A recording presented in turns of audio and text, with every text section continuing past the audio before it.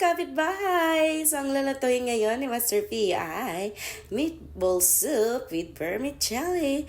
Ito ang ating mga ingredients. Nandito ang garlic and onion, ang ground black pepper, annatto powder, fish sauce, vermicelli, and of course, our meatballs.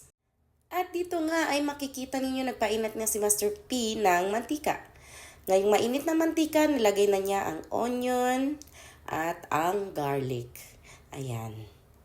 At kapag nailagay na ninyo ang bawang at sibuyas ay haluin nyo lamang yan hanggang sa siya ay maluto. Ayan, pagluto na ay pwede na natin ilagay ang ating mga meatballs. Ang ating mga meatballs ay nilagay na yan sa air fryer para mabilis na lang nating maluto. And then lagyan lang natin siya ng mixed veggies. Depende yan sa inyo mga kakapitbahay anong veggies ang gusto nyong ilagay pampakulay ng kanyang buhay. Halu-haluin nyo lang. Sige, halu-haluin nyo. Manghalo-halo kayo. And then, syempre, takpan nyo naman para naman maluto. Wag lang puro halo. Pagluto na ang ating meatballs at ang ating mga gulay, haluin nyo na naman. O, dyan magaling yan si Master P. Manghalo ng manghalo. Yan na lang ang lagi niyang ginagawa maghalo. Ngayon, lagyan natin ng tubig. Yung tubig na yan ang ating magiging sabaw. Punuin mo. Sige, punuin mo. Ay, hindi. Huwag mong pupunuin dahil baka umapaw. Ayan, hanggang dyan lang ang ating magiging sabaw. At ngayon, halu-haluin mo lang hanggang sa kumulo ulit siya ng kumulo. At kapag nakita ninyo ang inyong niluluto ay kumukulo na, kunin ang sandok, maghalo-halo na naman kayo. Ayan, halu-haluin nyo hanggang magsawa kayo. At dito nga ay pwede nyo lang ilagay ang inyong mga annatto powder. Kung makikita ninyo yung annatto powder ni Master ay nilusaw na niya yan sa tubig. So pagkalagay ng annatto powder, halu-haluin nyo lang na naman ulit.